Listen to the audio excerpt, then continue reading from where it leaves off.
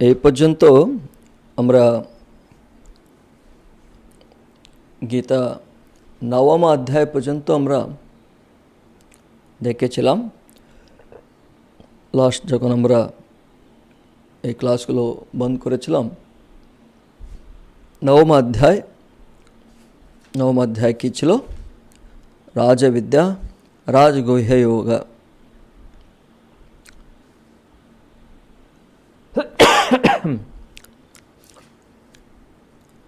তো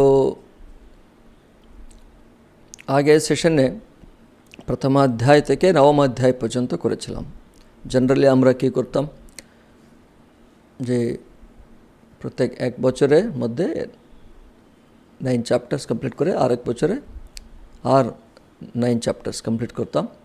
যে কেউ নতুনভাবে যদি শুরু করে থাকে তাদের কোনো অসুবিধা কিছু নেই। তারা এই দশম অধ্যায় থেকে 18 অধ্যায় কমপ্লিট করে তারপরে নেক্সট ইয়ারে তারা আবার প্রথম অধ্যায় থেকে নবম অধ্যায় পর্যন্ত কমপ্লিট করতো। এইভাবে 2 বছর কমপ্লিট হতো। তো কেউ যদি এখন নতুনভাবে শুরু করে থাকেন কোনো অসুবিধা কিছু হবে না। আর প্রত্যেক অধ্যায়ের প্রত্যেক একটা বিষয় থাকে, কিন্তু সে অধ্যায়ের মধ্যে শ্লোকের পরের শ্লোক মানে একটার সঙ্গে খুব বেশি একটা সম্বন্ধ থাকবে। তার জন্য পুরো অধ্যায়টা শোনাটা ইম্পর্ট্যান্ট, অধ্যায়টা অধ্যয়ন করা। নাহলে যদি প্রথম থেকে না করলে কি হয় ওরকম চিন্তা এমন কিছু নেই। অ্যাটলিস্ট গীতাতে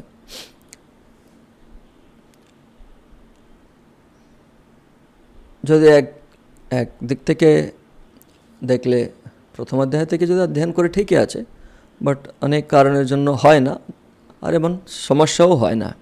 এটা বলার জন্য এসব কথা বললাম। তো এখন নবম অধ্যায় হলো, এখন দশম অধ্যায়।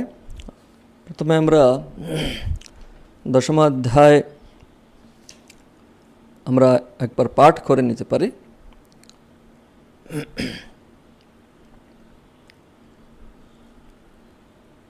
ওম পার্থায় প্রতিবোধিতাং ভগবতা নারায়ণেন স্বয়ং व्यासेन ग्रथितां पुराणमुनिना मध्ये महाभारतं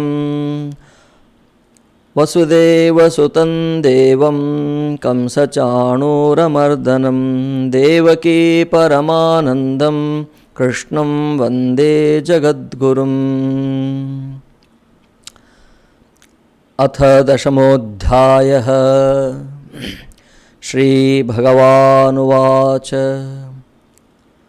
भूय एव महाबाहो शृणु मे परमं वचः यत्तेऽहं प्रीयमाणाय वक्ष्यामि हितकाम्यया।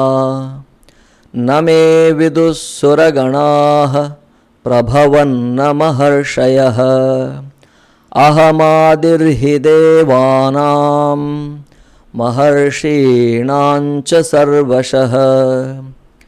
यो मामजमनादिञ्च वेत्ति लोकमहेश्वरम् असम्मूढः समर्थेषु सर्वपापैः प्रमुच्यते। बुद्धिर्ज्ञानमसम्मोहः क्षमा सत्यं दमः शमः सुखं दुःखं भवो भावो भयं चाभयमेव च। अहिंसा समता तुष्टिः तपोदानं यशो यशः। भवन्ति भावा भूतानां मत्त एव पृथग्विधाः। महर्षयः सप्त पूर्वे चत्वारो मनवस्तथा मद्भावा मानसा जाता येषां लोक इमाः प्रजाः। एतां विभूतिं योगञ्च मम यो वेत्ति तत्त्वतः सोऽविकम्पेन योगेन युज्यते नात्र संशयः। अहं सर्वस्य प्रभवो मत्तः सर्वं प्रवर्तते इति मत्वा भजन्ते मां बुधा भावसमन्विताः मच्चित्ता मद्गतप्राणा बोधयन्तः परस्परं कथयन्तश्च मां नित्यं तुष्यन्ति च रमन्ति च तेषां सततयुक्तानां भजतां प्रीतिपूर्वकं ददामि बुद्धियोगन्तं येन मामुपयान्ति ते तेषामेवानुकम्पार्थम् अहमज्ञानजन्तमः नाशयाम्यात्मभावस्थो ज्ञानदीपेन भास्वता। अर्जुन उवाच परं ब्रह्म परं धाम पवित्रं परमं भवान् पुरुषं शाश्वतं दिव्यम् आदिदेवमजं विभुम् आहुस्त्वां ऋषयः सर्वे देवर्षिर्नारदस्तथा असितो देवलो व्यासः स्वयं चैव ब्रवीषि मे सर्वमेतदृतं मन्ये यन्मां वदसि केशव न हि ते भगवन् व्यक्तिं विदुर्देवानदानवाः स्वयमेवात्मनात्मानं वेत्तत्वं पुरुषोत्तम भूतभावनभूतेश देवदेव जगत्पते वक्तुमर्हस्य शेषेण दिव्या ह्यात्मविभूतयः याभिर्विभूतिभिर्लोकान् इमांस्त्वं व्याप्य तिष्ठसि कथं विद्यामहं योगिन् त्वां सदा परिचिन्तयन् केषु केषु च भावेषु चिन्त्योऽसि भगवन्मया विस्तरेणात्मनो योगं विभूतिं च जनार्दन भूयः कथय तृप्तिर्हि शृण्वतो नास्ति मे अमृतम्। श्रीभगवानुवाच हन्त ते कथयिष्यामि दिव्या ह्यात्मविभूतयः प्राधान्यतः कुरु श्रेष्ठ नास्त्यन्तो विस्तरस्य मे अहमात्मा गुडाकेश सर्वभूताशयस्थितः अहमादिश्च मध्यं च भूतानामन्त एव च आदित्यानामहं विष्णुः ज्योतिषां रविरंशुमान् मरीचिर्मरुतामस्मि नक्षत्राणामहं शशि वेदानां सामवेदोऽस्मि देवानामस्मि वासवः इन्द्रियाणां मनश्चास्मि भूतानामस्मि चेतना रुद्राणां शङ्करश्चास्मि वित्तेषो यक्षरक्षसां वसूनां पावकश्चास्मि मेरुशिखरिणामहम् पुरोधसाञ्च मुख्यं मां विद्धि पार्थ बृहस्पतिं सेनानीनामहं स्कन्दः सरसामस्मि सागरः महर्षीणां भृगुरहं गिरामस्मेकमक्षरम् यज्ञानाञ्जपयज्ञोऽस्मि स्थावराणां हिमालयः अश्वत्थः सर्ववृक्षाणां देवर्षीणां च नारदः गन्धर्वाणां चित्ररथः सिद्धानां कपिलो मुनिः उच्चैश्रवसमश्वानां विद्धि माममृतोद्भवम् ऐरावतं गजेन्द्राणां नराणां च नराधिपम् आयुधानामहं वज्रं धेनूनामस्मि कामधुक् प्रजनश्चास्मि कन्दर्पः सर्पाणामस्मि वासुकिः अनन्तश्चास्मि नागानां वरुणो यादसामहं पितॄणामर्यमा चास्मि यमः संयमतामहं प्रह्लादश्चास्मि दैत्यानां कालः कलयतामहं मृगाणां च मृगेन्द्रोऽहं वैनतेयश्च पक्षिणां पवनः पवतामस्मि रामः शस्त्रभृतामहं झषाणां मकरश्चास्मि स्रोतसामस्मि जाह्नवी सर्गाणामादिरन्तश्च मध्यं चैवाहमर्जुन अध्यात्मविद्याविद्यानां वादः प्रवदतामहम् अक्षराणामकारोऽस्मि द्वन्द्वः सामासिकस्य च अहमेवाक्षयः कालो धाताहं विश्वतोमुखः मृत्युः सर्वहरश्चाहम्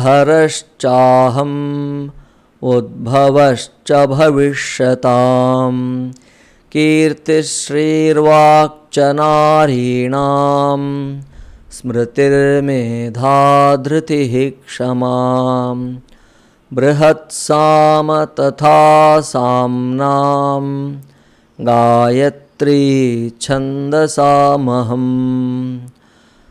मासानां मार्गशीर्षोऽहं ऋतूनां कुसुमाकरः द्यूतं छलयतामस्मि तेजस्तेजस्विनामहं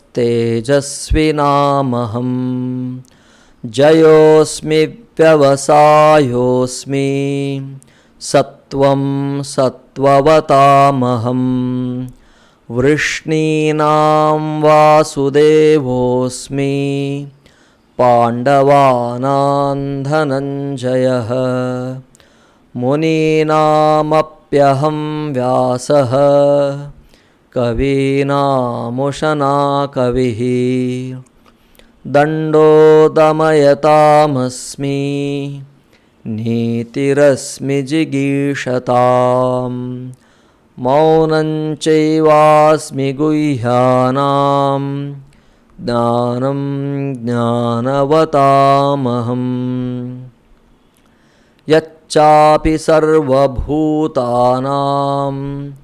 बीजं तदहमर्जुन न तदस्ति विना यत् स्यात् मया भूतं चराचरं नान्तोऽस्ति मम दिव्यानां विभूतीनां परन्तप एष तूद्देशतः प्रोक्तो विभूतेर्विस्तरो मया यद्यद्विभूतिमत्सत्त्वं श्रीमदूर्जितमेव वा तत्तदेवावगच्छत्वं मम तेजोंशसम्भवम्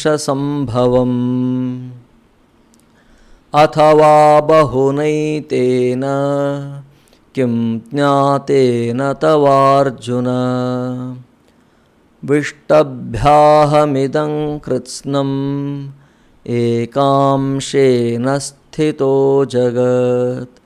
ॐ तत्सदिति श्रीमद्भगवद्गीतासु उपनिषत्सु ब्रह्मविद्यायां योगशास्त्रे श्रीकृष्णार्जुनसंवादे विभूतियोगो नाम 10मोऽध्यायः।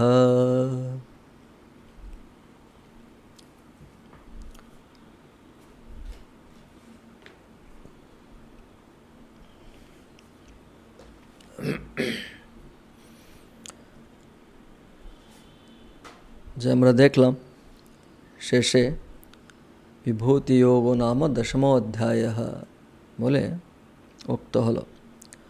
এই অধ্যায়ের নাম, এই 10ম অধ্যায়ের নাম বিভূতিযোগ বলে দেওয়া আছে। বিভূতি, ভগবানের বিভূতি সম্বন্ধ এই অধ্যায়ে বলা হয়েছে। তার ফলে এই অধ্যায়ের নামও বিভূতিযোগ বলে জানা যায়।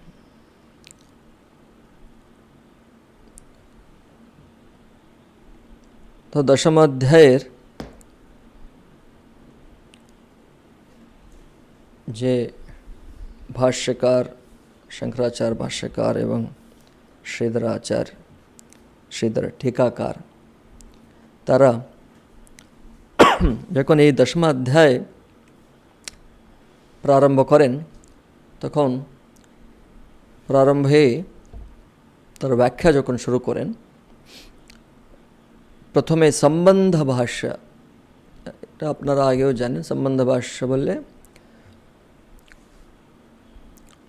এই অধ্যায় শুরু করার আগে এখানে কি বলতে যাচ্ছেন তার সম্পর্কে কিছু বলবেন। আর বিশেষ করে একটি অধ্যায়ের পরে আরেকটা অধ্যায় শুরু করার আগে, তো আগে অধ্যায় সঙ্গে কোনো সম্বন্ধ থাকলে সেটাও হতে পারে, এবং বিশেষ করে যে অধ্যায়ের অধ্যয়ন করতে যাচ্ছি আমরা, সে অধ্যায়ের সম্বন্ধে আগেই একটা ইন্ট্রোডাকশন মতো দেওয়া হচ্ছে, সম্বন্ধ ভাষ্য। তো এখানে সুবোধিনী টিকাকার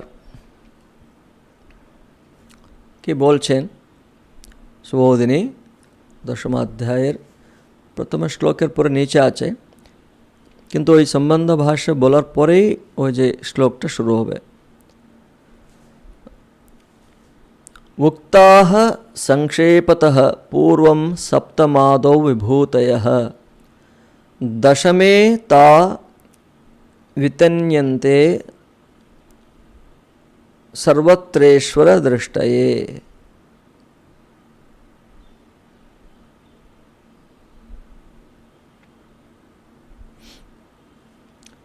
जे उक्ताः संक्षेपतः पूर्वं, মানে এই অধ্যায়ে যে বলতে যাচ্ছে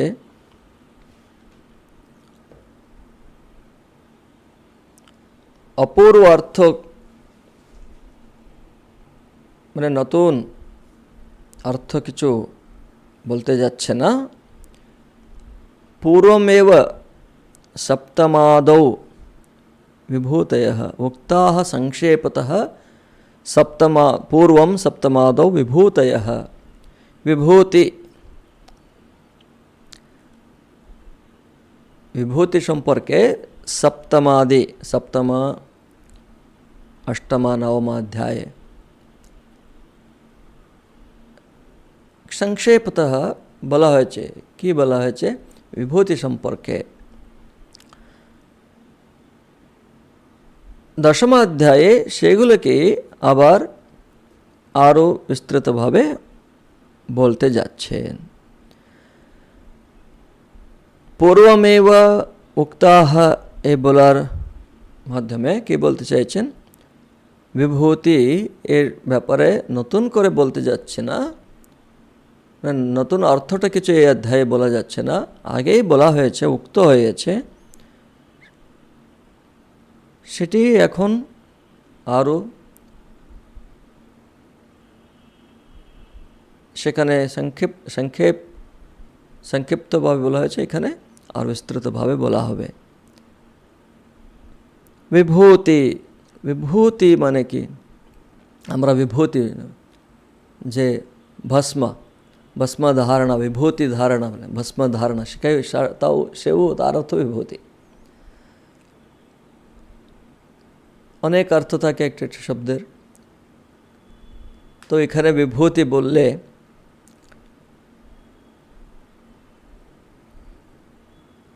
পরমাত্মার যে বিশেষ শক্তিগুলি সেগুলিকে বিভূতি বলা হচ্ছে। ভগবানের সবিশেষ স্বরূপ, নির্বিশেষ স্বরূপ, সবিশেষ স্বরূপকে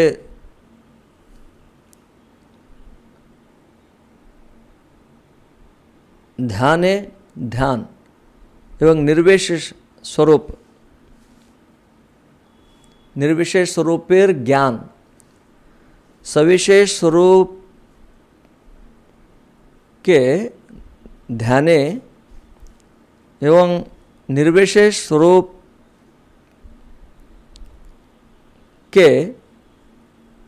জ্ঞানে, ওগুলিতে উপযোগী পদার্থ হচ্ছে বিভূতি। কারণ পরমাত্মা বললে কি? এই অধ্যায়ে আমরা পাঠ করার সময় দেখলাম অর্জুন বলছে, কেষু কেষু চ ভাবেষু চিন্ত্যোসি ভগবন ময়া। শ্লোক নম্বর 17 সেখানে বলছেন অর্জুন, কথম বিদ্যামহম যোগিন ত্বাম সদা পরিচিন্তয়ন কেষু কেষু চ ভাবেষু চিন্ত্যোসি ভগবন ময়া विस्तरेण आत्मनः योगं विभूतिञ्च जनार्दन भूय कथय तृप्तिर्हि शृण्वतो नास्ति मे अमृतम्। कथम विद्याम अहम, भगवान के हे योगिन, अहम कथम विद्याम, তোমাকে আমি কিভাবে জানতে পারবো? কেষু কেষু চ ভাবেষু,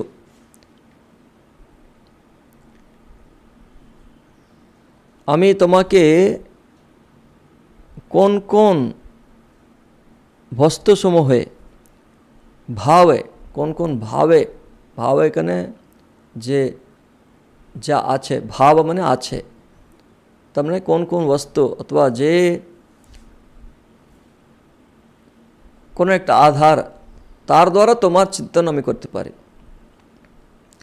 তুমি কীভাবে আছো জানি না, তো তোমার শক্তির দ্বারাই তার চিন্তন করা। তো এখানে আমরা সবিশেষ নির্বিশেষ বললাম। সবিশেষ বললে যে আমরা একটা তখন ওটা ধ্যানে, আর নির্বিশেষকে তো জ্ঞান দ্বারাই, জ্ঞানে, ওগুলোতে তো এই ধ্যান এবং জ্ঞানে উপযোগী যে পদার্থ আছে সে বিভূতি, তার মানে ভগবানের শক্তি বিশেষ যে আছে।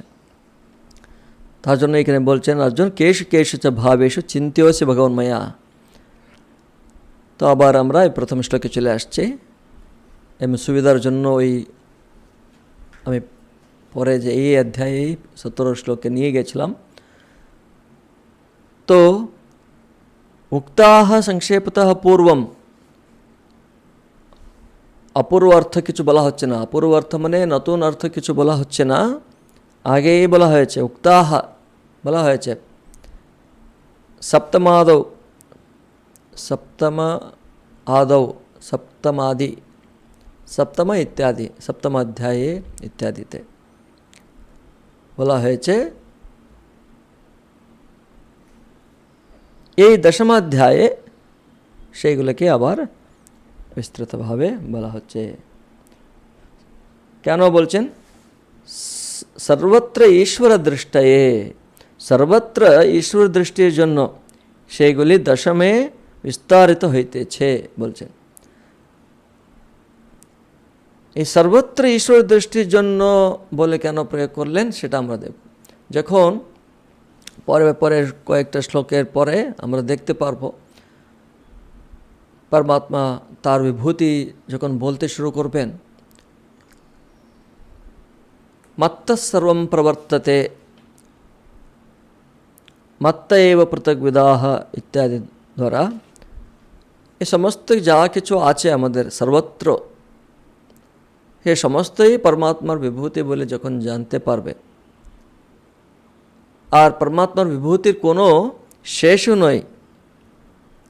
ভগবান নিজের বিভূতি সম্পর্কে বলতে শুরু করে অর্জুন যে বললেন কেষু চ ভাবেষু চিন্তেষু ভগবান ময়া প্রশ্ন দ্বারা, তারপরে ভগবান হন্ততে কতয়িষ্যামি দিব্যাহাত্মবিভূতয় প্রাধান্যতা কুরুশ্রেষ্ঠ নাস্ত্যন্তো বিস্তরস্য মে বলেছিলেন। ঠিক আছে অর্জুন, তুমি যখন প্রার্থনা করছো আমি বলবো আমার বিভূতি সম্পর্কে, আমি প্রাধান্যতা মানে যে প্রধান ইম্পর্টেন্টগুলো আছে শুধু ওগুলোই বলবো, প্রধান।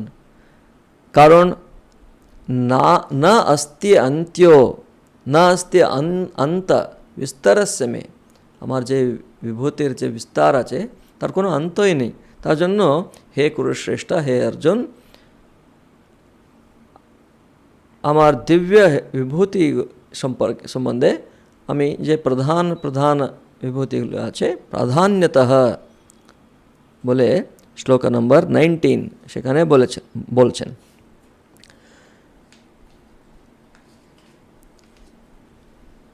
তো এটা কেন বললাম?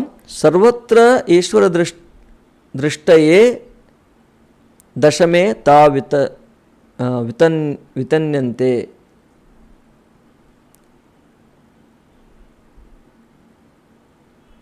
সর্বত্র ঈশ্বর দৃষ্টির জন্য সেগুলি দশমে বিস্তারিত হচ্ছে বলে বলছেন।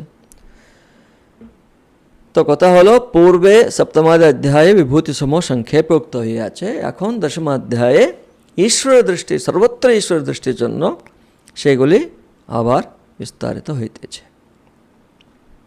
কারণ সুবোধিনী टीकाकार তখন সম্বন্ধ ভাষ্য যে বললাম, एवं तावत् सप्तमादिभिः त्रिभिः अध्यायैः भजनीयं परमेश्वरतत्त्वं निरूपितम्।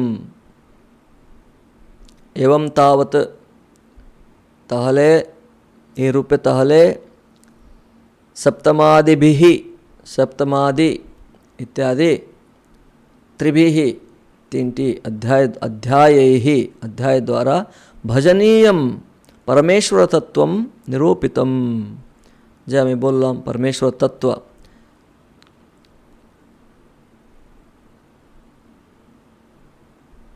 जे परमेश्वर तत्व के निरूपण करा हयेछे,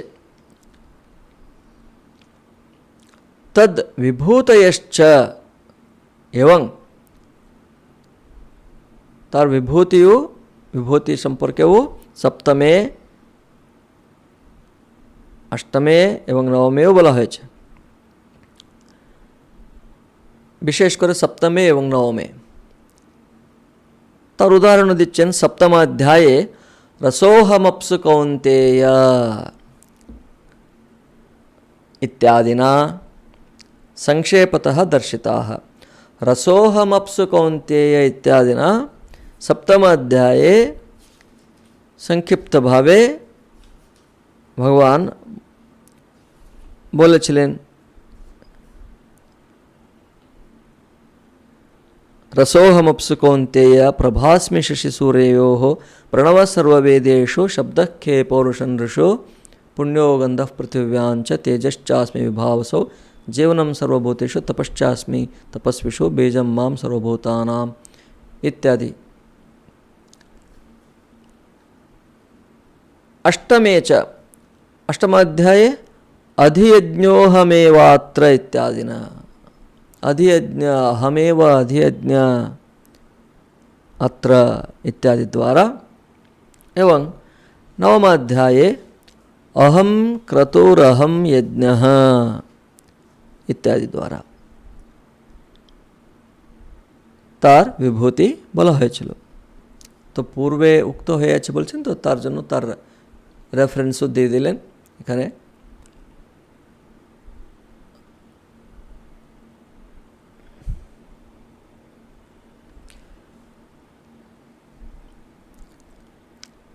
अथ इदानीम्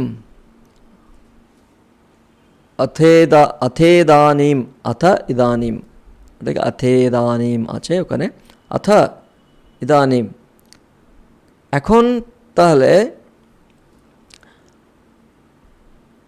তা এব বিভূতিः প্রপঞ্চয়িষ্যन् সেই বিভূতিগুলোকে আগে যে সংক্ষেপত উক্ত হয়ে আছে সেই বিভূতিগুলিকেই এখন প্রপঞ্চয়িষ্যन्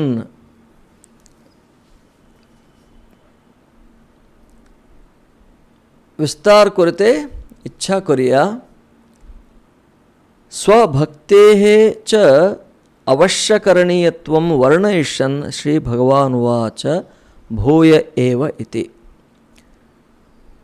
সেই সংক্ষেপভাবে যে উক্ত হয়ে আছে আগে পূর্ব অধ্যায়গুলিতে সেই বিভূতিগুলি বিস্তার করতে ইচ্ছা করিয়া এবং स्वभक्तिर अवश्य करणीयता वर्णन करते इच्छा करिया श्री भगवान बोलिए छिलेन भूय एव इत्यादि। भूय एव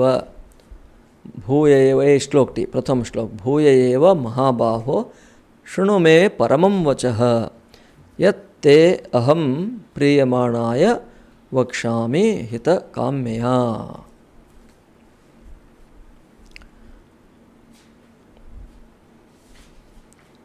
এখানে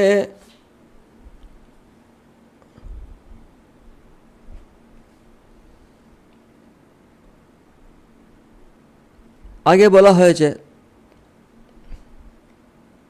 ভগবানের ভগবত তত্ত্ব পরমেশ্বর তত্ত্ব এবং তার বিভূতি আগে বলা হয়েছে, আবার এখানে বলার কি প্রয়োজন আছে? তো এর জন্য আমরা বলি এই ভগবদ্গীতাতেই উদাহরণ নিলে, ভগবদ্গীতার উদাহরণেই নিলে প্রথমাধ্যায়ে অর্জুনের বিষাদ পরিস্থিতিটা সন্নিবেশ, সেই যে কুরুক্ষেত্রে যুদ্ধভূমিতে কোন পরিস্থিতি ক্রিয়েট হয়েছিল আর অর্জুন কীভাবে মোহে শোক মোহান্বিত হয়ে যুদ্ধ হইতে বিরত হতে চেয়েছিল, তখন ভগবান তাকে দ্বিতীয় অধ্যায় থেকেই আত্মতত্ত্ব বোধন করে তারপরে সেই আত্মতত্ত্ব দৃষ্টিতে তুমি এই জগতে সংসারের নিয়ম অনুসারে কর্ম রহস্যটা জেনে কিভাবে থাকতে হয়, কিভাবে তোমার স্বধর্ম অনুষ্ঠান করতে হয়, কেন করতে হয় বলে দিয়েছিলেন। তো দ্বিতীয় তৃতীয় অধ্যায় হওয়ার পরে আর অধিকারী পুরুষ হলে আর কিছু আবশ্যকই নেই, শেষ হয়ে গেল। কিন্তু তারপরেও কিন্তু তাহলে এটা প্রশ্ন হতে পারে, তাহলে অর্জুন কি অধিকারী পুরুষ নয়? নিশ্চয়ই অর্জুন অধিকারী পুরুষ, কিন্তু এটা ভগবানের কৃপা, মহৎ কৃপা এই জগতের প্রতি, জগতের প্রত্যেকটি জীবের প্রতি তিনি অর্জুনকে নিমিত্ত করে শুধু ভারতবাসীদের জন্য নয়, এই জগতে যারাই আছে জিজ্ঞাসু, যারাই আছে মুমুক্ষু, তাদের জন্য এই গীতা বলে যে অমৃত আছে তার বর্ষণ করেছেন। তো অর্জুন হচ্ছে আমাদের অনেক যারা জিজ্ঞাসু আছে, সুধী আছে, মুমুক্ষু আছে, তাদের প্রতিনিধিত্ব তিনি বহন করে। তিনি প্রশ্ন করছেন, বিভিন্নভাবে প্রশ্ন করছেন।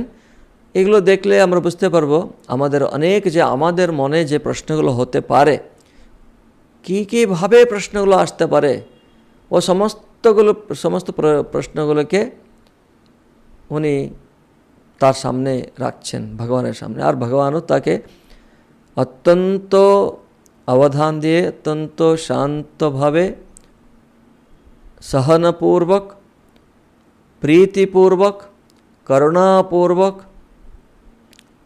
স্নেহময় ভগবান তিনি বলছেন। শুধু তা নয়, অনেকবার নিজে রিপিট করছেন, আবার বলছি বলে। তো আমি এইসব কেন বললাম, এই অধ্যায়ে তাহলে আবার কেন বলতে হয়, কারণ কি, তার জন্য এই উদাহরণটা বললাম। গীতাতেই 2য় অধ্যায় 3য় অধ্যায়ের পরে আর কিছু বলার দরকারই ছিল না, 18 অধ্যায়ের পর্যন্ত বলার কোনো কারণে ছিল না। তাহলে বলার কেন উদ্দেশ্য কী আছে? দুর্বিজ্ঞেয়ত্বাৎ, এই যে ভগবত তত্ত্ব, আত্মতত্ত্ব, পরমাত্মা তত্ত্ব, পরমার্থ বিষয়ক যে তত্ত্ব আছে সেটি দুর্বিজ্ঞেয়ত্বাৎ, দুর্বিজ্ঞেয় বলে। আরও অনেক উদাহরণগুলো দেখছি উপনিষদগুলোতে আমরা দেখছি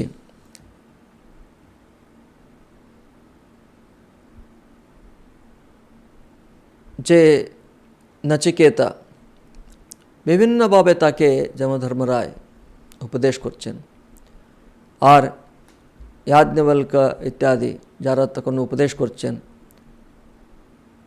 তারা যাকে উপদেশ করছেন তারা সে আত্মতত্ত্বতে স্থির হয়ে থাকার পর্যন্ত তাদেরকে সে আত্মতত্ত্বকে উপদেশ করছেন, যতক্ষণ তাদের আত্মবোধ হচ্ছে না। এসব কেন বললাম? তাহলে এই পুনরুক্তি দোষা বলে একটা আছে শাস্ত্রগুলিতে। তো যেহেতু দুর্বিজ্ঞেয় এই আত্মতত্ত্ব, তার জন্য আবার এই যে কথাটা বলতে যাচ্ছেন সেই পরমাত্মা তত্ত্বের সম্পর্কে, তার বিভূতি সম্পর্কে আবার বলতে যাচ্ছেন। পূর্ব যদি বলে থাকে আবার কেন বলা আছে পুনরুক্তি দোষ হবে না, কারণ যেহেতু এই আত্মতত্ত্ব, পরমাত্মতত্ত্ব, পরমাত্মতত্ত্ব, পরমার্থতত্ত্ব, ভগবত তত্ত্ব, ব্রহ্মতত্ত্ব, এই বিদ্যা যে আছে এটি দুর্বিজ্ঞেয়। তার জন্য দুর্বিজ্ঞেয় যা আছে সেটিকে আবার বারবার পুনঃ বলাতে কোনো দোষ হবে না, এই পুনরুক্তি দোষ হবে না। উদ্দালক শ্বেতকেতুকে বিভিন্নভাবে একটার পর বললেন। আর আমরা প্রজাপতি, দেবেন্দ্র ইত্যাদিদের এই দেখছি, যমরাজ, নচিকেতা, সেই উদাহরণটাও দেখছি। এইভাবে বিভিন্ন আখ্যায়িকা দ্বারা তারা এই আত্মতত্ত্বকে বোধন উপদেশ করছেন, আমরা দেখতে পারব। উপনিষদগুলিতে আখ্যায়িকা দ্বারা, গল্পগুলি দ্বারা, কথা মাধ্যমে। নারদ ভ্রমিত হয়েছিল, তাকে সনত কুমার ঋষি কাছে গেলেন, তিনি তাকে উপদেশ করলেন। তো এই কারণে, কী কারণে? দুর্বিজ্ঞেয়ত্বাৎ, এই যে পুনরুক্তি দোষ হয় না। তো এই শ্লোকটি এখন আমরা দেখি। ভূয় এব মহাবাহো শৃণু মে পরমম বচঃ यत् ते अहम प्रीयमाणाय वक्ष्यामि हितकाम्यया।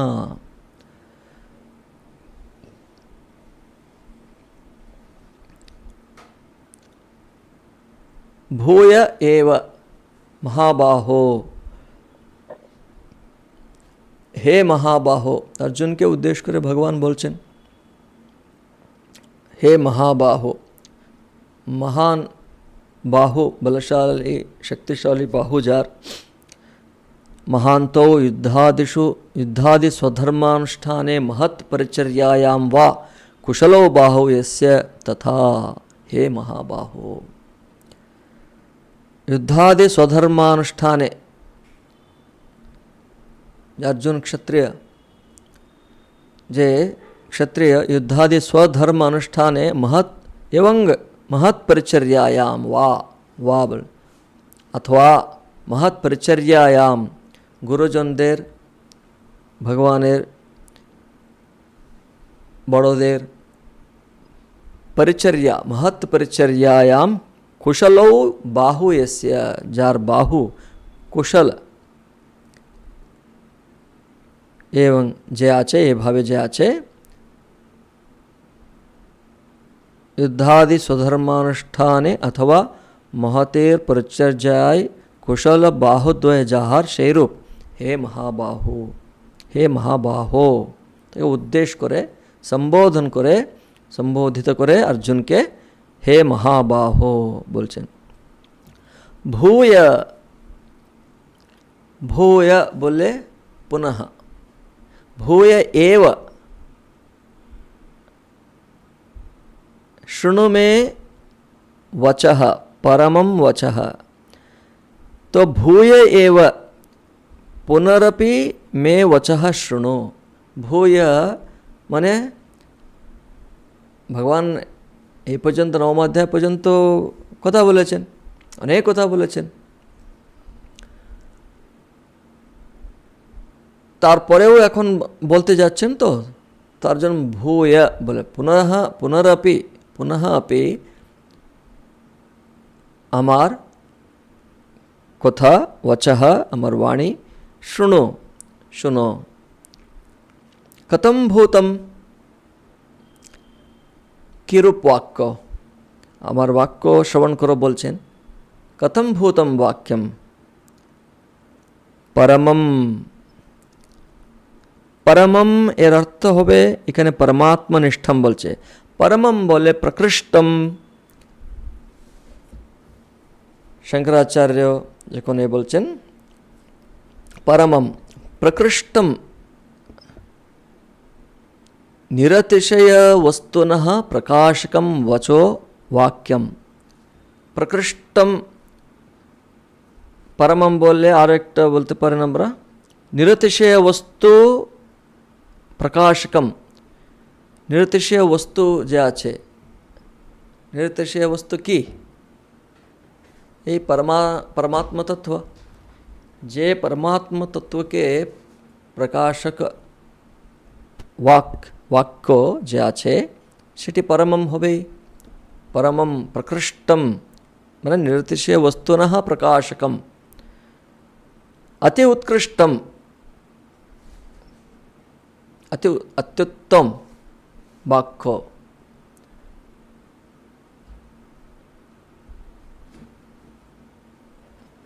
तो तार जन्य परमात्मनिष्ठम, तो परमात्मनिष्ठम तार जन्य सेटा परमम प्रकृष्टम। तो एखाने परमम के डायरेक्ट श्रीधराचार्य एखाने परमात्मनिष्ठम बोललेन। सो परमात्मनिष्ठम शंकराचार्य ताके निरतिशय वस्तुनः प्रकाशकम बोलছেন।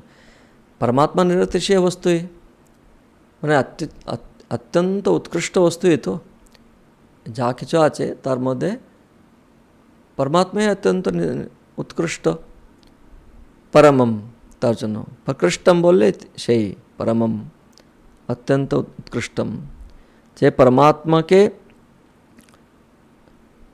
দেখিয়ে দেওয়া যে কথাগুলি আছে, বাক্য আছে, তার জন্য পরমম। তো কথম ভূতম, তার উত্তর ভূয় এব মে বচঃ শৃণু, আবার আমার পুনঃ আপি আমার বাক্য শোনো। কীরূপ বাক্য? যে হচ্ছে পরমাত্মা নিষ্ঠ বাক্য, পরম তথা পরমাত্মনিষ্ঠ বাক্য। এখন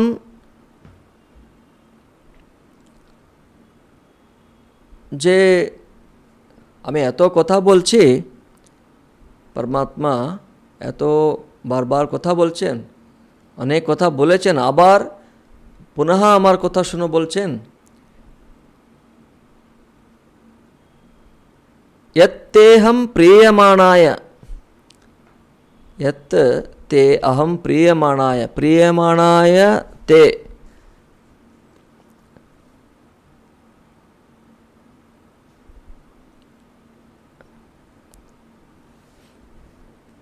প্রিয়মাণায় বললে যে কোনো কথা বলছে সেই কথাকে প্রীতি, অথবা সে কথা যাকে প্রিয় আছে, তুমি ইচ্ছা করে শুনছ। প্রিয়মাণায় তে অহম বক্ষ্যামি।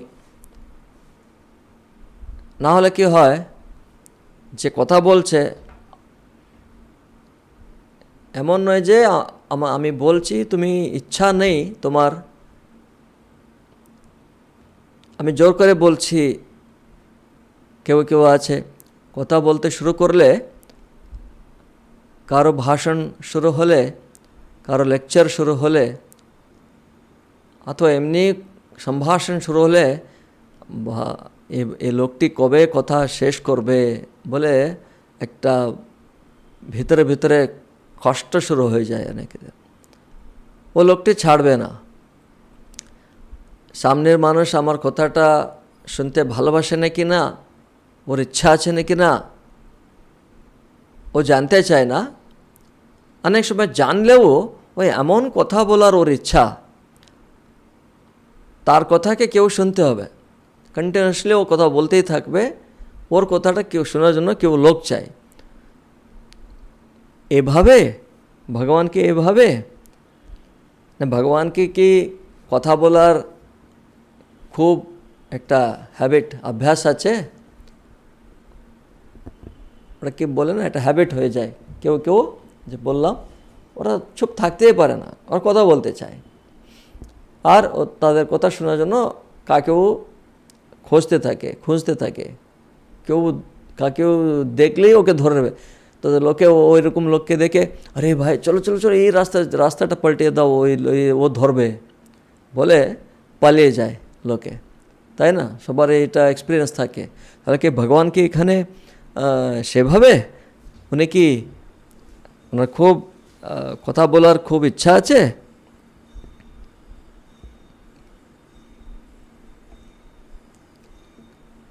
নেই। আমরা সকালে তো ভগবানকে প্রার্থনা করে, এত ভগবানের সঙ্গে উনি কিছু বলুক বলে কত লোক কি প্রার্থনা করছেন না কি? ভগবান কি সবার সঙ্গে বলছেন? সবাই পাচ্ছে ভগবান কথা শোনার সৌভাগ্য? কেউ পেয়েছে? তো এখানে বিশেষ করে অর্জুনকে বলছেন। তো কিছু তো আছে, কিছু তো বিশেষতা আছে। তো এখানে যাই হোক, এখানে ভগবান বলছেন অর্জুনকে, যেহেতু এটা অবতার, মানব শরীর ধারণ করে এসছেন ভগবান, অবতার হয়েছেন, তো তার সামনেই প্রত্যক্ষ অর্জুনের সামনেই আছেন।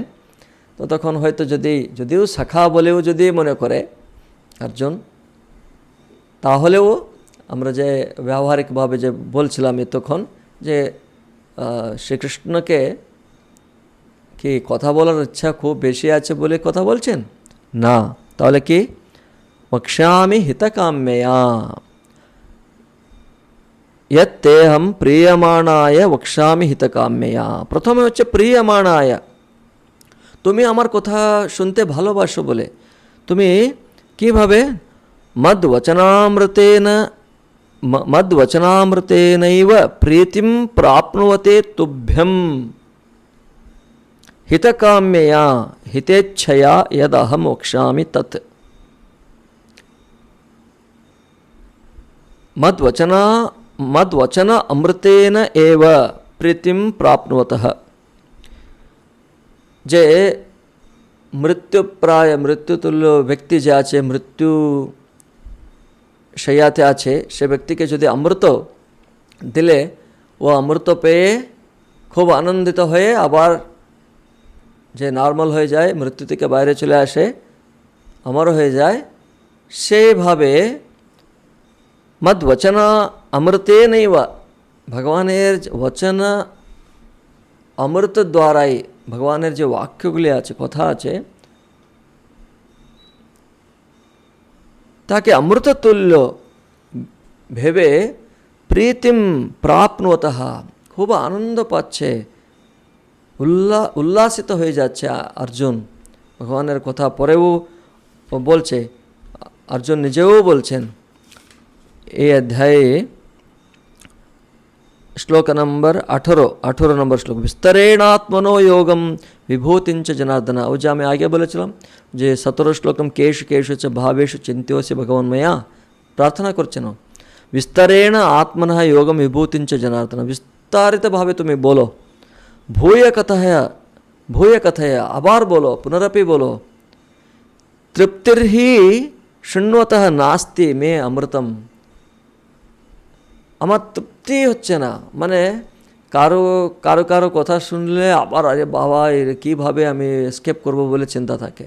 এখানে ঠিক উল্টো অর্জুন বলছেন ভগবানকে, শ্রীকৃষ্ণকে, তোমার কথা যত আমি শুনলেও আমার তৃপ্তি হচ্ছে না, মানে তৃপ্তি হচ্ছে না মানে কি, আরও শুনবো।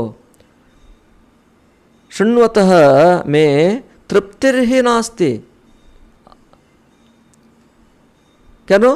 অমৃতা, তোমার বাক্য বচনগুলি হচ্ছে অমৃতা, তার জন্য অমৃত কত আমি পান করলেও তৃপ্তি হচ্ছে না। তো আগে ভগবান অর্জুনকে জানেন, তার জন্য বলছেন আমার বচন সুধায় তুমি যে প্রীতি লাভ করো, সে তোমাকে, সেভাবে তুমি যে আছো তোমাকে হিতকাম্যয়া। কেন বলছি?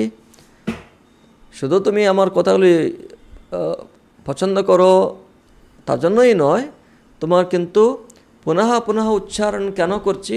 একটা হচ্ছে এই সাহস, আমি পুনঃ বলার সাহস করছি এই কারণে যে তুমি আমার কথাগুলোকে অমৃতভাবে তুমি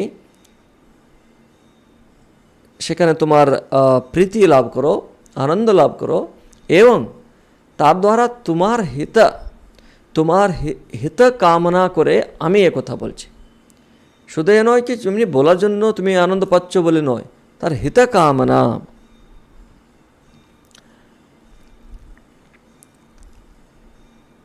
এই হিতকাম্যয়া কেন, কিসের জন্য, কি হিত কি এখানে, অর্জুনের হিত কি আছে?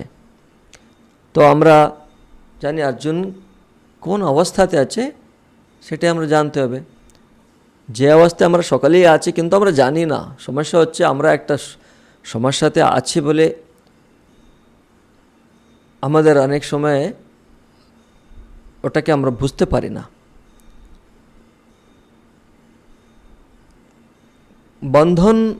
বন্ধনে আছি বলে যে বদ্ধ জীব, আমি বদ্ধ বলেই বুঝতে পারে না। ঠাকুর এটাতে খুব সুন্দর গল্প বলে না, যে মাছ আমি বদ্ধ আছি বলে বুঝতে পারছি না। ওরা বলছে হ্যাঁ, ওখানে নিচে গিয়ে ওখানে বসে ভাবছে জলে, আমি এখানে খুব সেফ আছি, আমি আনন্দে আছি, আমি ঠিক আছি। সেভাবে প্রত্যেক আমরা দেখছি আমাদের চোখের সামনে অনেক মানুষ মরে যাচ্ছে, কিন্তু আমরা মনে করছি হয়তো আমি সেফই আছি। অথবা আরও যে এই জীবন থেকে আর কিছু আছে স্পেশাল, তার তো কয়েকজনই আছে ওর সম্পর্কে চিন্তা করছে, যাদেরকে আমরা মুমুক্ষু বলি। এই যে আমি আমি আমি বলে আমরা যে একটা যে জীবন আমরা করছি এখানে এই জগতে, এর থেকে আরও বড় কিছু আছে, এর চিন্তাও মেজরিটি লোকেদের থাকে না, সম্ভব নয়। অনেক জন্মের সংস্কার দ্বারা এটা আসবে। তো এখানে তাহলে হিতকামেয়া বলছেন, তার ইচ্ছাতে, হিতেচ্ছায়, অর্জুনের হিতেচ্ছায়, অর্জুনের হিত কামনা করে ভগবান হিতকামনায় এই কথাগুলো বলছি বারবার, আবার বলছেন কি হিত তাহলে কোথায় আছে, তার হিত কোথায় আছে? তো অর্জুনের হিত আছে। প্রথম অর্জুনের প্রবলেম কি আছে? মোহ। তাহলে মোহ দ্বারা শোকান্বিত হয়ে আছে না অর্জুন। যতক্ষণ না এই মোহ নিবৃত্তি হবে না, সে শোক যাবে না।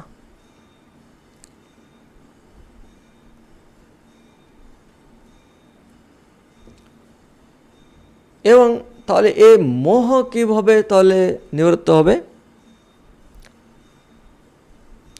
অথবা এই মোহ থাকার ফলে শোক আছে, আর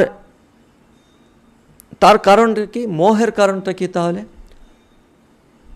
ভগবত তত্ত্ব বিষয়ে যে অজ্ঞান আছে, তার দ্বারা মোহ আছে, তার দ্বারা শোক আছে। তাহলে ভগবত তত্ত্ব বিষয়ে অজ্ঞান কি করে দূর হবে? আর কোনো মার্গ নেই, ভগবত তত্ত্ব বিষয়ে জ্ঞানের দ্বারাই। ভগবত তত্ত্ব বিষয়ে জ্ঞানের দ্বারাই ভগবত তত্ত্ব বিষয়ের অজ্ঞান দূর হবে, তার দ্বারা মোহ দূর হবে, মোহ নিবৃত্তি, তাতে শোক নিবৃত্তি। নারদ মহর্ষি তিনি সনত কুমারের কাছে গিয়ে বলছেন, আমি সমস্ত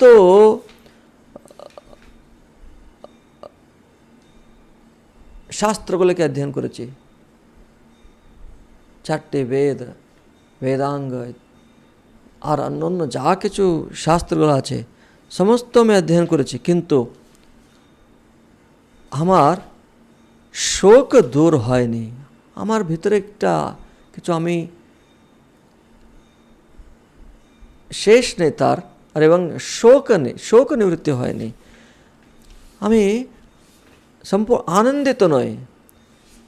মানে আনন্দ হতে পারে একটা টেম্পোরারিলি, কিন্তু শাশ্বতভাবে এত কিছু আমি জানি, কিন্তু শাশ্বতভাবে আমার আনন্দ হচ্ছে না।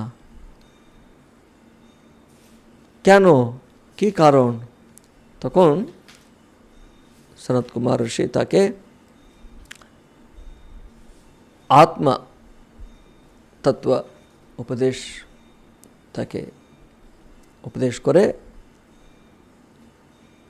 করলেন। কারণ আত্মা অথবা পরমাত্মা তত্ত্ব, ভগবত তত্ত্ব বিনা তুমি যা কিছু জানবে, যতই শাস্ত্র জ্ঞান হবে, কিন্তু সে ভগবত তত্ত্ব বিষয়ে জ্ঞান না হওয়ার পর্যন্ত মোহ নিবৃত্তি হবে না, আর যতক্ষণ মোহ আছে শোক নিবৃত্তি হবে না। তো এই হিত কামনায় অর্জুনের মোহ নিবৃত্তির জন্য হিতকামেয়া হিতেচ্ছয়া यदहम मोक्षामि तत् यत् भूय एव महाबाहो शृणु मे परमं वचः यत्ते अहम प्रियमाणाय मोक्षामि हितकाम्यया।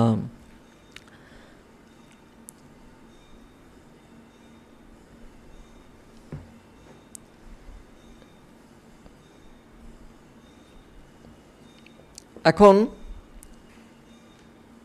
দ্বিতীয় শ্লোকের পরে যে সুবোধিনী টিকা আছে, যে কানেক্টিং, যে প্রথমে টিকাকার যে লিখেন ওটা পড়ছি প্রথমে। উক্তস্যাপি পুনর্বচনে দুর্বিজ্ঞেয়ত্বম হেতুমাহ নমে বিদুরিতি। উক্তস্যাপি, भगवान भूय एव पुनः हमें पुनः वक्ष्यामि बोलছেন তো, भूय एव महाबाहो शृणु मे परमवचः, पुनः अपि शृणु, শ্রবণ করো আমার বাক্য বলেছিলেন। তারই আবার এখানে তাহলে কিমর্থম আহম বক্ষ্যামি, ভগবান কিমর্থম আহম বক্ষ্যামি, উক্তস্যাপি পুনর্বচনম, যে বচন উক্ত হয়ে আছে সেই বচনকে আবার পুনঃ বলার উদ্দেশ্যটা কি, হেতু কি, কারণটা কি, সেটাই বলছেন। দুর্বিজ্ঞেয়ত্বম হেতুমাহ, আগে একটু বলেছিলাম, এখানে সেটি নিয়েই এখানে এই পরের শ্লোকটা হচ্ছে নমে বিদুঃসুরগণাঃ প্রভবন্ন মহর্ষয়ঃ অহমাদির্হি দেবানাং মহর্ষীণাঞ্চ সর্বশঃ। নমে বিদুঃ সুরগণাঃ প্রভবম ন মহর্ষয়ঃ। নমে সুরগণাঃ ন মহর্ষয়ঃ বিদুঃ, এভাবে এ করা যাবে। নমে বিদুঃ, বিদুঃ মানে জানে, না মে আমাকে, না বিদুঃ আমাকে জানে না। কারা? সুরগণাঃ মহর্ষয়,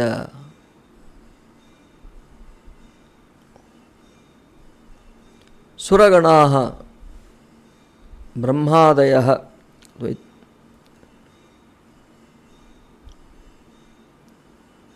বিভিন্ন যারা দেবতা আছে,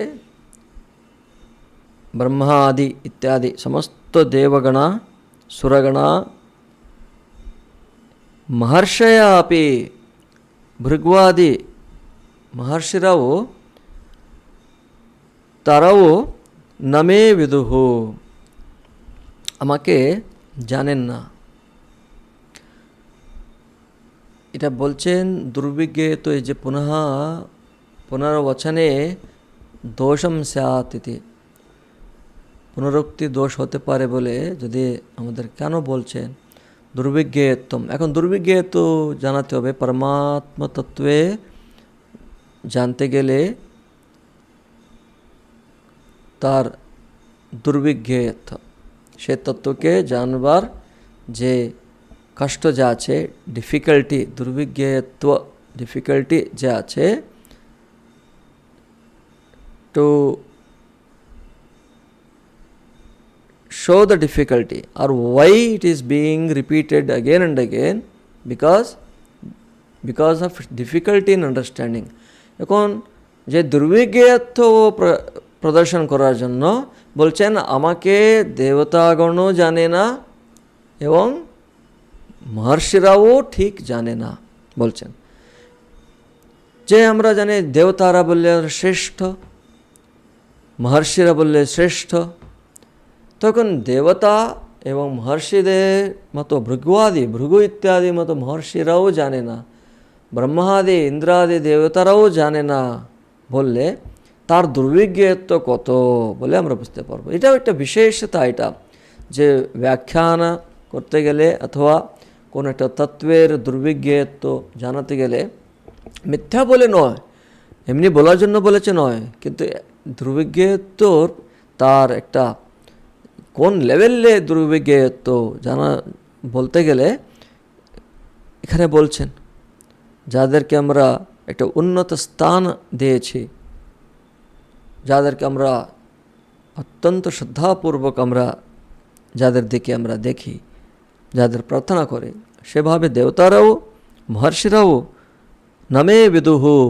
তারাও আমাকে ঠিক জানে না। নমে বিদু সুরগণাহ প্রভবন্ন মহর্ষয়ঃ। এখানে প্রভবম, প্রভবম বলে আমার প্রভাবকে,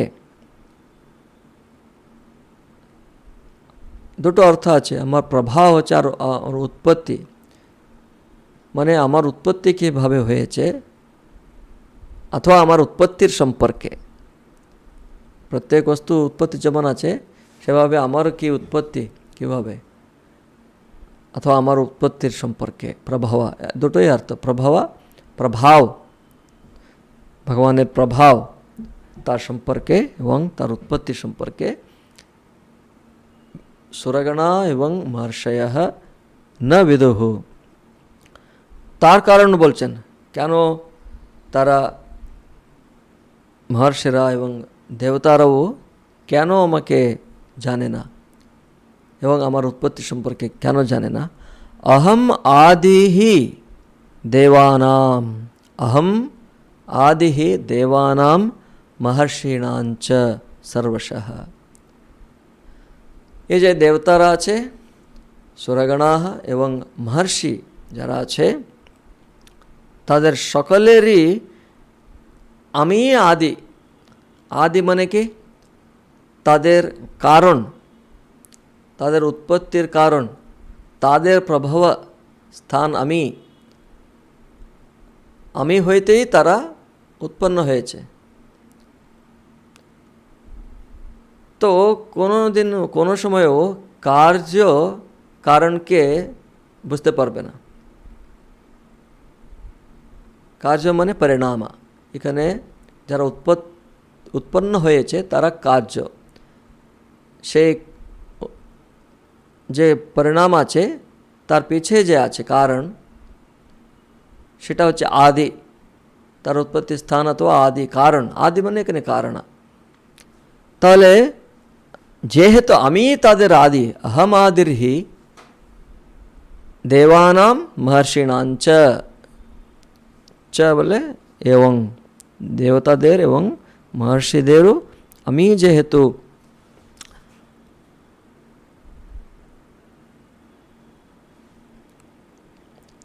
এসব কেন বলতে শুরু করলেন? একটা হচ্ছে দুর্বিজ্ঞেয়ত্ব। এখানে শঙ্করাচার্য, এখানে সিদ্ধরাচার্য কিছু বলছে না, কিন্তু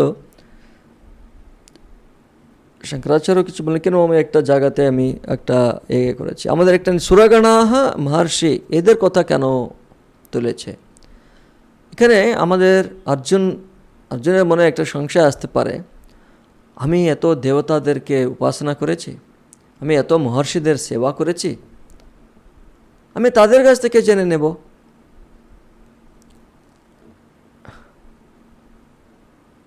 কিন্তু মূল উদ্দেশ্য হচ্ছে এই দুর্বিজ্ঞেয়ত্ব জানানোর জন্য এইসব বলা হচ্ছে।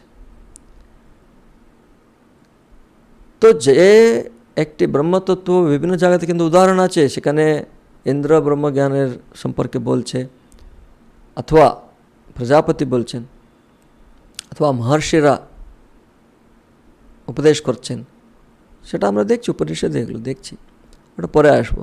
কিন্তু তাহলে সেভাবে, কিন্তু তা সত্ত্বেও এখানে এই আত্মতত্ত্বের দুর্বিজ্ঞেয়ত্ব প্রদর্শন করার জন্য তারাও আমাকে ঠিক জানে না বলে বলছেন।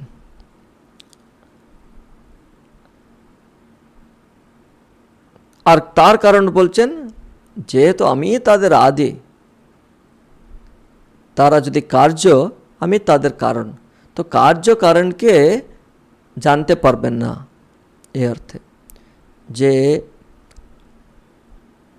ঘট হচ্ছে কার্য, মাটি হচ্ছে মৃৎপিণ্ড হচ্ছে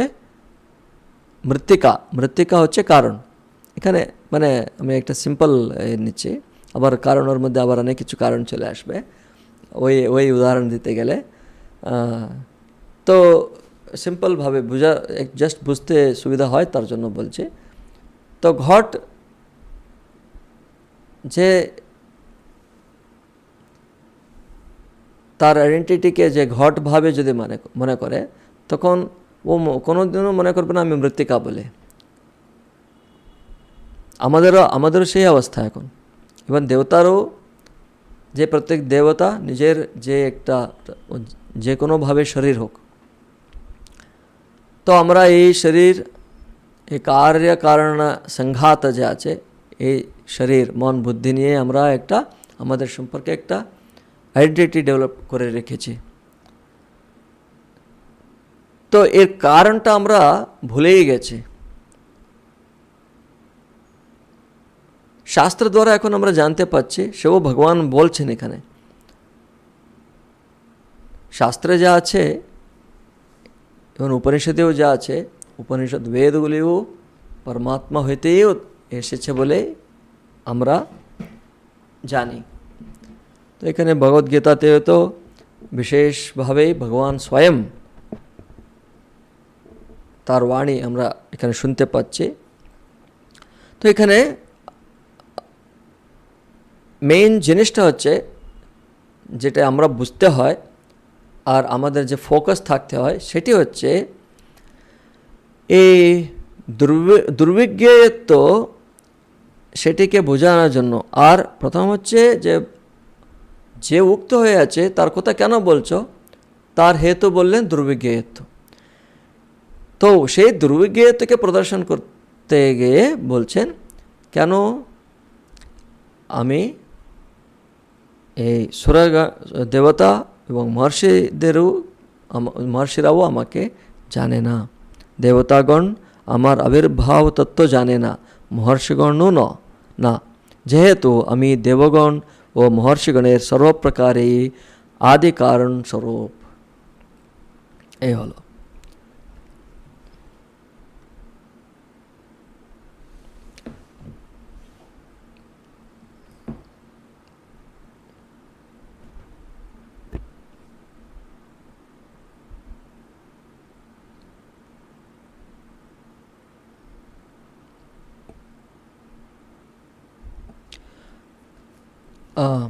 তো এই দ্বিতীয় শ্লোক কি হলো, নমে বিদু সুরগণা প্রভবন মর্ষে অহম আদির দেবানা মহর্ষিণান সর্বশ। এখানে একটা সন্দেহ আসতে পারে,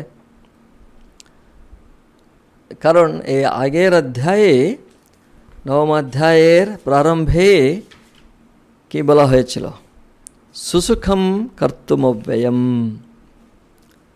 রাজবিদ্যা রাজগুহ্যম পবিত্রমিদমুত্তম প্রত্যক্ষাবগমম ধর্ম্যম সুসুখম কর্তুমব্যয়ম। সুসুখম কর্তুমব্যয়ম বলা হয়েছিল। সেখানে সুসুখম কর্তুমব্যয়ম বলছে, এখানে দুর্বিজ্ঞেয় বলছে। কন্ট্রাডিক্টরি হয়ে গেল তাহলে স্টেটমেন্ট।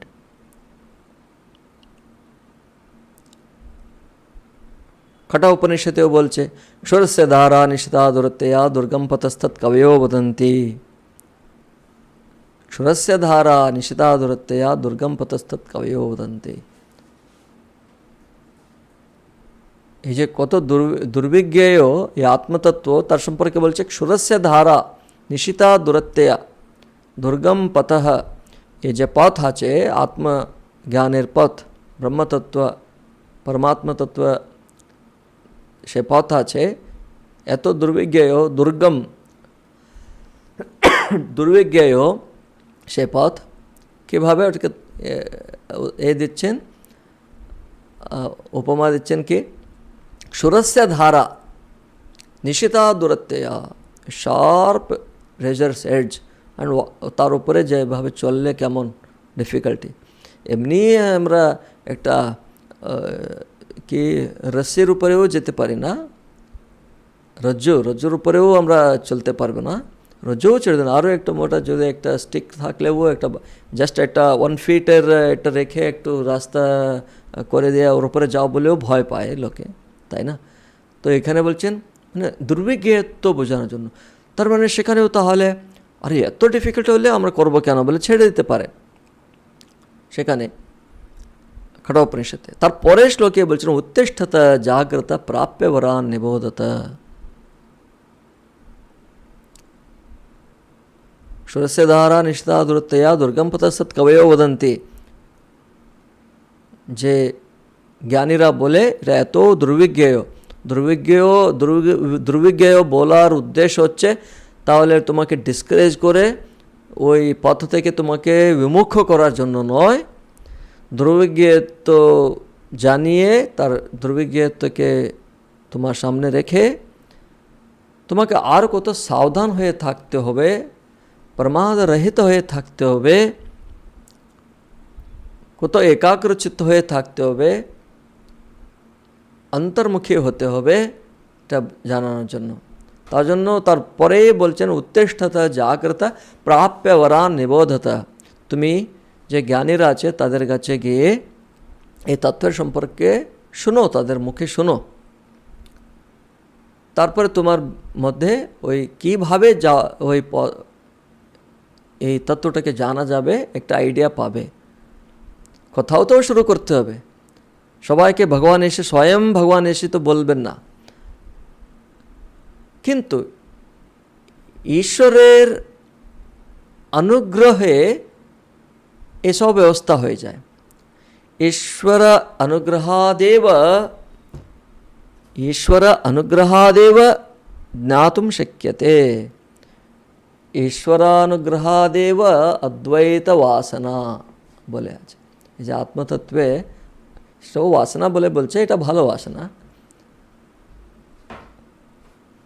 যেমন আমরা একটা কাউন্টার হ্যাবিটের জন্য কাউন্টার হ্যাবিট করি, সেভাবে একটি বাসনাকে দূর করার জন্য আরেকটি বাসনা, যে বাসনার মতো মনে হয় কিন্তু ওটা বাসনা নয়, সেভাবে। তো ঈশ্বরানুগ্রহাদেব, তো ঈশ্বরানুগ্রহ কীভাবে আবার, সেটা আবার ওটাই একটা কনফিউশন হবে। ঈশ্বর তাহলে কাকেও অনুগ্রহ করছেন আর কাকে অনুগ্রহ করছেন, মানে পার্শিয়ালিটি দেখাচ্ছেন। সেটা আমরা দেখেছি আগে অধ্যায়গুলোতে। ঈশ্বর কি পরমাত্মা তিনি অগ্নির মতো বর্ষা যেমন হয় তখন, অথবা অগ্নি যেমন আছে, অগ্নির কাছে তুমি গেলে অগ্নি সবাইকে একই রকম, তুমি অগ্নি কীভাবে তুমি তার উপয়োগ করবে। তুমি অগ্নির মধ্যে হাত দিলে তুমি হাত জ্বলবে, কিন্তু সেই অগ্নি থেকে তুমি রান্না করে খেতে পারো, অথবা শীত হয়ে থেকে তুমি আরাম পেতে পারো, আরও অনেক কিছু কাজ করতে পারো। তো অগ্নির যা গুণ আছে ওটা সেরকমই থাকলো, কিন্তু তুমি কিভাবে তার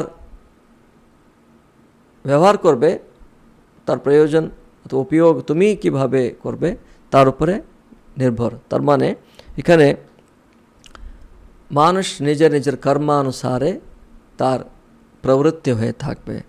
তার জন্য আগের অধ্যায়ের শেষে মন্মনা ভব মদ্ভক্ত মদ্যাজি মান নমস্কুরু মামে বৈশ্যসি যুক্তৈবম আত্মানম মৎপরায়ণঃ।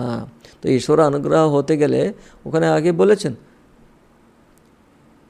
ও চেষ্টা করতে হবে মন্মনা ভাব মদ্ভক্ত করতে করতে করতে করতে তারপরে আত্মতত্ত্বে তার স্থির হওয়ার একটি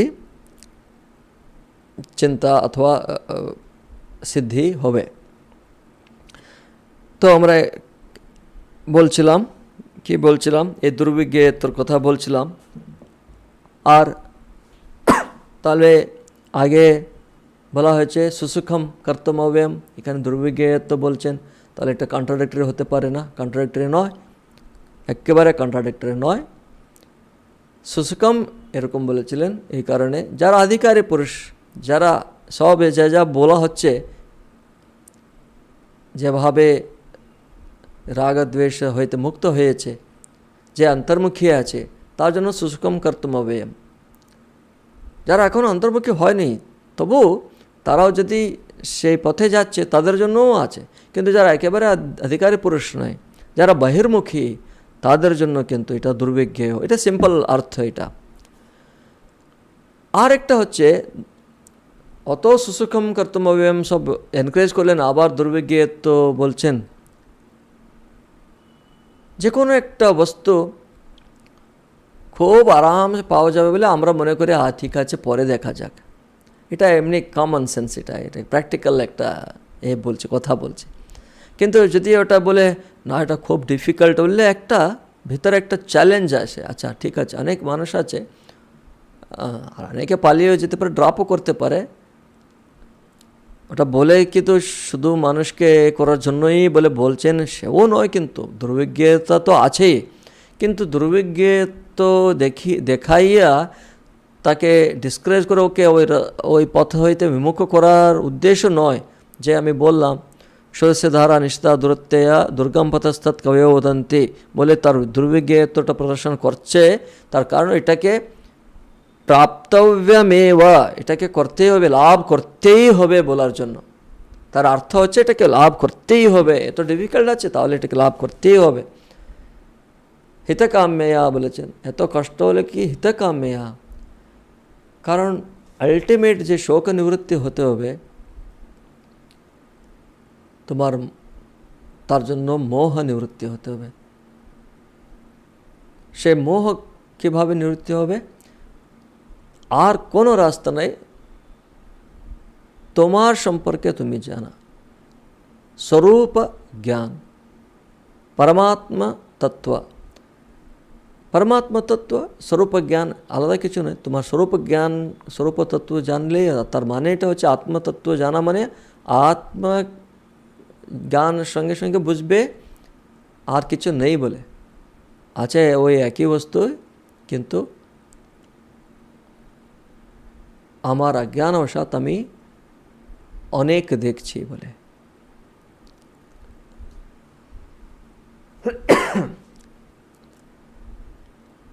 তো আশা করি আপনারা এই ডিফারেন্সটা বুঝলেন। আর যে উপনিষদে, কঠোপনিষদে যে সদস্য ধারা নিষ্ঠা দূরত্বেয়া বলেছে, সেই উপনিষদে বলেছে প্রাঞ্চকানি বেতৃণ স্বয়ম্ভূ তস্মাৎ প্রাম পশ্যতি নান্তরাত্মন, যে এমন ইন্দ্রিয়গুলোকে বহির্মুখ করে রেখেছেন তার ফলে দুর্বিজ্ঞেয়। কিন্তু কশ্চিৎ ধীরঃ প্রত্যগাত্মানমেক্ষত আবৃত্ত চক্ষু অমৃতত্বমিচ্ছন, কেউ একজন ধীর বিবেকী পুরুষ কি করছেন? আবৃত্ত চক্ষু, মানে অন্তর্মুখী হয়ে যাচ্ছেন। কেন? অমৃতত্বমিচ্ছন, অমৃতত্ব ইচ্ছায়, অমৃতত্ব প্রাপ্তির ইচ্ছায় তিনি কি করছেন? অমৃতত্ব বাইরে কিছু কোথাও নেই। অমৃতত্ব মানে তাহলে কি? আমি কি এই শরীর, এই যা আছে এটা কি অমর হয়ে যাবে? কোনো শরীর, যে কোনো শরীর, যে কোনোটা জিনিস, যে কোনো উৎপন্ন হয়েছে কোনোটাও কিন্তু শাশ্বত থাকবে না, তার নাশ হবেই। তাহলে কি অমৃতত্ব কি? আমি যে আত্মা, আত্মা বলে আমি আত্মা, যেখানে আমার আত্মবুদ্ধি আছে, সে আত্মবুদ্ধি এখন এই শরীরে আছে। অনাত্মে আত্মবুদ্ধি, এ অনাত্মকে মানে শরীরকেই আমি আত্মা বলে আমি বলে ভেবেছি, আসলে কিন্তু এটা তো নয়। এই শরীর তো বিনাশশীল। তাহলে অবিনাশীটা কি? অবিনাশীর মধ্যে যে আমি চৈতন্য স্বরূপ হয়ে আছি, আমি, সেটাই আমি। তো এখন এই অনাত্মা হইতে আমাকে যে পৃথক করে আমি ওই প্রত্যেক আত্মাকে যে জানা যে আছে, তার জন্য আমি আবৃত চক্ষু অমৃতত্ব মিচ্ছন। সেই অমৃতত্ব মিচ্ছন মানে আমি এই শরীরকেই রক্ষা করে আমি কোনোদিনও অমর হতে পারি না। তার জন্য আমি যদি আমার অমৃতত্ব প্রাপ্ত করতে চাই, তাহলে আমাকে অন্তর্মুখী হয়ে আমার যে রিয়েল নেচার আছে, স্বরূপ আছে, স্বস্বরূপ জ্ঞানে স্থিত হওয়ায়। তারপরে কি এই শরীর থাকলে কি, না থাকলে কি, এখানে থাকলে কি, ওখানে থাকলে কি, কি রূপে বা থাকলে কি, কোনো চিন্তা থাকে না। তার জন্য এখানে এই যে দুর্বিজ্ঞে তো বলার উদ্দেশ্য, সঙ্গে সঙ্গে সুসুকম কর্তব্যম, তার জন্য অন্তর্মুখী হলে ওটা সুসুকম কর্তব্যম। আর তার জন্য ওটা সুসুকম কর্তব্যম কেন বলে, কিন্তু শ্রীধরাচার্য ওখানে বিশেষভাবে ভক্তিকে স্ট্রেস দিয়ে ওখানে যেহেতু ওটা ভক্তির মার্গ আছে, তার জন্য ওটা সুসুকম বলে বলেছে। সেটাও কিন্তু আমরা বুঝতে হবে, সেও অর্থ আছে। কিন্তু দ্বাদশ অধ্যায়ে আমরা দেখব, সেখানে ভক্তি এবং যে নির্গুণা এতে আমরা দেখছি সেখানে সে দুর্বিজ্ঞে তো তার দুর্বিজ্ঞে তোর কথা বলছেন, আর ভক্তির সুবিধা বলছেন, ওখানে ক্লিয়ারলি ডিফারেন্সটা দেখাচ্ছেন। তো সেটাও আমরা মনে রাখতে পারি। আর যে মনমনা ভব মদ্ভক্ত মদ্যাজি মান নমস্কুর মামে, তার দ্বারা কী হবে, সবসময় তুমি সমস্ত তোমার কর্মে, সমস্ত তোমার চিন্তাতে, সমস্ত তোমার বাক্যে সবসময় তুমি যদি মনমনা ভবা মদ্ভক্ত মদ্যাজি মান নমস্কুর, এই যেভাবে করলে কী হবে, মামেব ঐষ্যসি, মৎপরায়ণ হয়ে তুমি আমাকেই প্রাপ্ত করবে বলে আগে বলেছেন। এটা নবম অধ্যায়ের শেষ শ্লোক কথা আমি বললাম। তো এটা হলো, তো এই যে যদি এখানে দুর্বিজ্ঞে বলেছেন, আগে বলেছেন সুসুখম কর্তব্যম, তো এর কন্ট্রাডিক্টরি হবে যদি মনে হয়, তার জন্য একটু ব্যাখ্যা করলাম। তারপরে আরেকটা আসতে পারে, অনেক বিভিন্ন জায়গাতে আমরা দেখছি অনেক মহর্ষিরা, তো অনেক দেবতারাও তারা উপদেশ করছে আত্মতত্ত্বকে, পরমাত্মা তত্ত্বকে। ম্যাক্সিমাম তো আমরা সেটাই তো পাই। ভগবান নিজে এসে ভগবত তত্ত্বকে উপদেশ করছেন। এখানে তো ভগবদ্গীতা, এখানে আমরা দেখছি ভগবান স্বয়ং উনি নিজে উপদেশ করছেন। কিন্তু অনেক উদাহরণ আছে, উদ্ধালক শ্বেতকেতুকে উপদেশ করছেন আত্মতত্ত্ব, প্রজাপতি দেবেন্দ্রকে উপদেশ করে করছেন, যমরাজ নচিকেতকে করছেন। তারা হয়তো ঋষি অথবা কোনো একটা দেবগণ, তাই না? তো এটাও কন্ট্রাডিক্ট হতে পারে, কিন্তু ভগবান নিজে বলছেন নামে বিদুঃ সুরগণা প্রভবন মহর্ষয়ঃ। এটা একটু ডিফিকাল্ট হয়ে বুঝতে, একটা সন্দেহ আসে। তাহলে আমরা সবাই লাসে আছি। তো এখানে একটা কথা আছে যে দেবো ভূত্বা দেবান যজেত, যে দেবো ভূত্বা দেবান যজেত মানে নিজে স্বয়ং দেব হয়ে দেবকে, অ্যাকচুয়ালি ওখানে দেবকে পূজা করো, দেবতা হয়ে দেবতাকে পূজা করো, একটা আছে। আরেকটা হচ্ছে ব্রহ্মবিৎ ব্রহ্মৈব ভবতি, যে ব্রহ্মবিৎ আছে ব্রহ্মৈব ভবতি। তো যখন নিজে হইতে আলাদা নয় ভগবানকে, কিন্তু ভগবান রূপেই, মানে যে কার্য রূপে আত্মবুদ্ধি যার নেই, কার্যরূপে মানে এই যে শরীর কার্য কারণ সংঘাত শরীর যা আছে, শরীর মন বুদ্ধি ইত্যাদি সব,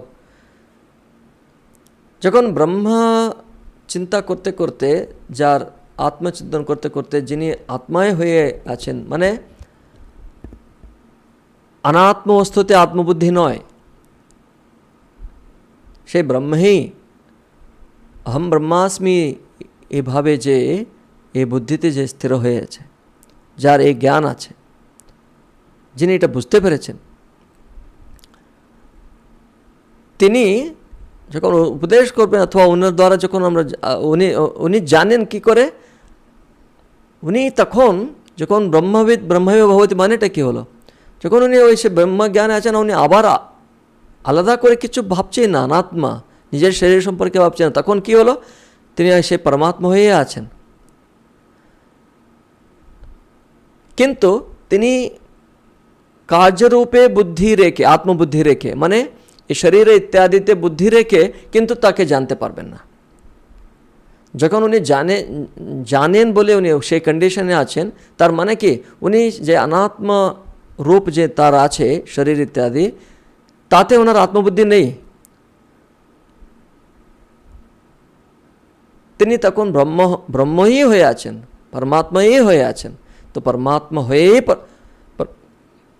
পরমাত্মা হতে পারে,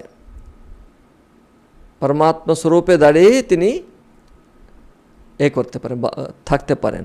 তো দেবো ভূত্বা দেবানজেত ব্রহ্মবিৎ ব্রহ্মৈব ভবতি। এটাও আমরা ব্যাকগ্রাউন্ডে রাখতে হবে। তো আমরা দেখছিলাম নামে বিদুসুরগণাহ প্রভবন্ন মহর্ষে, আমার প্রভাব কেউ জানতে পারবে না, এসব বলছিলেন। তো মম প্রকৃষ্টম ভবম, ভবম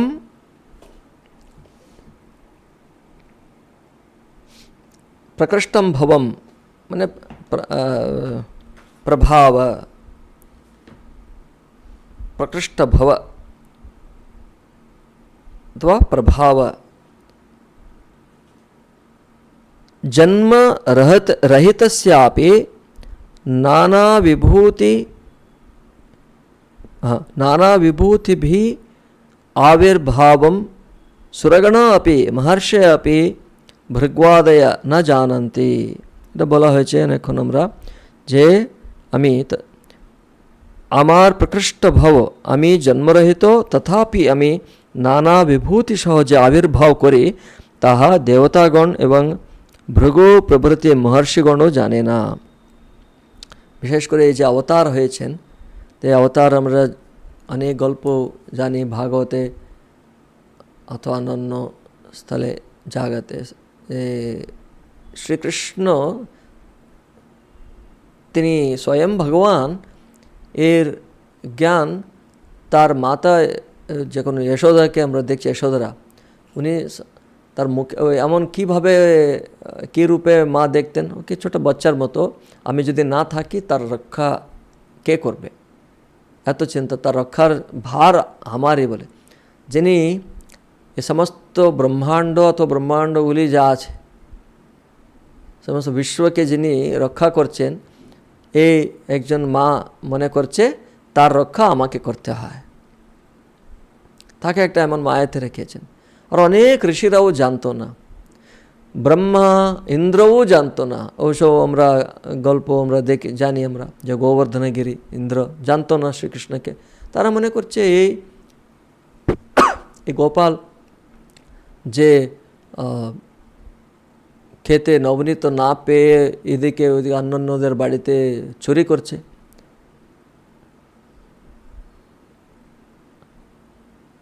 আর অন্যান্য ছেলেদের সঙ্গে খেলছে।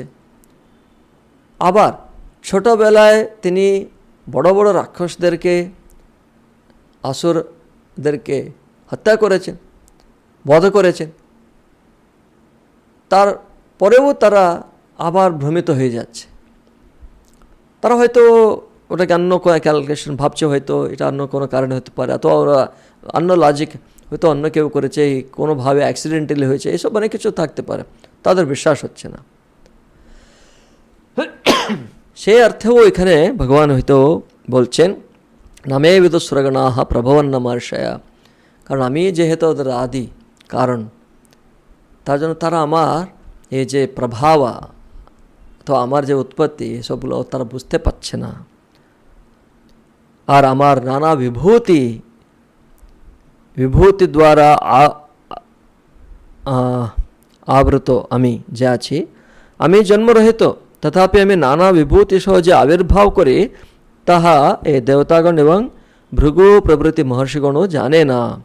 তার হেতু আমি দেবগণ ও মহর্ষিগণের উৎপাদকত্বে ও বুদ্ধ্যাদি প্রবর্তকত্বে অর্থাৎ সর্বপ্রকারে আদি কারণ। অতএব আমার অনুগ্রহ বিনা আমাকে কেউ জানে না। তো তার অনুগ্রহই হতে হবে, ঈশ্বর অনুগ্রহ হতে হবে। আবার ঈশ্বর অনুগ্রহ বললাম, এটা যেমন বৃষ্টি হয় অথবা অগ্নি আছে, অগ্নি তার অনুগ্রহ আছে, তুমি কিন্তু একটু পাশে যাওয়া, ওটা ততটা তোমার কাজ আছে, তাই না? না হলে ভগবান তাহলে পার্শিয়াল পক্ষপাত করেন বলে হয়ে যাবে, কাকেও উনি পক্ষপাত করছেন, কাকেও ব্রহ্মপদ দিচ্ছেন আর কাকেও দিচ্ছে না, তো কি তাহলে তফাৎটা কি? তো সে জীব তার কর্মানুসারে সেই ফল প্রাপ্ত করছে, এটাই তো কর্ম রহস্য না? না হলে এটা একদিকে ভগবান নিজের ইচ্ছার মতো যদি করেন, ঈশ্বর অনুগ্রহ থেকেই একটু যদি হয়, বলছেন অনুগ্রহ, তাহলে অনুগ্রহ কী করে পেতে পারবো সেটা আমাদের লক্ষ্য হতে হবে। তার জন্য একবার আগের অধ্যায়গুলোও মাঝে মাঝে শুনবেন, সেখানে আমরা দেখব শেষের শ্লোক দেখলাম আমরা, মন্মনা ভব মদ্ভক্ত মধ্যাজি মা নমস্কর, আরও অনেক কিছু নবম অধ্যায়ে আমরা ওই ভগবানের অনুগ্রহ প্রাপ্ত করার বিভিন্ন মার্গগুলো আমরা দেখেছি। তো এ হলো, তো এরপরের শ্লোক হচ্ছে ইয়ো মামজম অনাদিঞ্চ বেত্তি লোক মহেশ্বরম অসম্মূঢ় সমর্থেষু সর্বপাপৈঃ প্রমুচ্যতে। सुबोधिनी एवं भूतम आत्मज्ञाने फलम माह। एवं भूतम एरूप जे आत्मज्ञानेर फल वर्णनाय बोलेन, यो माम अजम अनादिंच वेत्ति लोकमहेश्वरम असम्मूढ़ समर्थेषु सर्व पापैः प्रमुच्यते। এই শ্লোক থেকে আমরা পরের ক্লাসে আমরা এখান থেকে কন্টিনিউ করব। আর আমি হয়তো যে গীতা অধ্যায়গুলো কয়েকটা চ্যান্টিং করে আপলোড করেছিলাম, তারপরে হয়নি, অথবা আমি খেয়াল হয়নি। আগে যে নবম অধ্যায় পর্যন্ত সব হয়নি, সপ্তম অধ্যায় পর্যন্ত হয়েছে না, তারপরে অষ্টম অধ্যায় এবং নবম অধ্যায় করতে হবে। আমি ওগুলোকে সেপারেটলি চ্যান্টিং করে আপলোড করব। আর আপনারা আগের অধ্যায়গুলোকেও আশা করে আপনারা শুনছেন, অভ্যাস করছেন, কারণ এটা একবার করেছি হয়ে গেল আমার, এটা নয় যে ভগবান নিজে অর্জুনের মতো জিজ্ঞাসাকে বারবার যদি বলছেন, বারবার বলতে হচ্ছে, তো আমাদের ওনাকে যদি একবার বলেন আমাদেরকে আরও হাজার হাজার গুণ বেশি হবে বলে আমরা বুঝতে হবে। শুধু মুখস্থ করা নয়, সে অর্থকে মনে রেখে সে অর্থকেও আগে ভালো করে বুঝতে হবে। তার জন্য মুখস্থ করার উদ্দেশ্য হচ্ছে যখন আমরা ব্যাখ্যা করছি তখন আমরা এখানে ওখানে যে একটু বলি, তখন ওগুলো সব মনে পড়বে, তো কানেকশন পাবে, তখন আরও ক্ল্যারিটি আসবে। তো আমি এই পরের শ্লোকগুলোকেও আমি মাঝে মাঝে অধ্যায়গুলোকেও চ্যান্টিং করে আপলোড করব। আর আরেকটা যে বিভিন্ন অন্য চ্যান্টিংগুলো করে চেষ্টা করব যখন সম্ভব হয়, তো করে ওগুলোকে করব।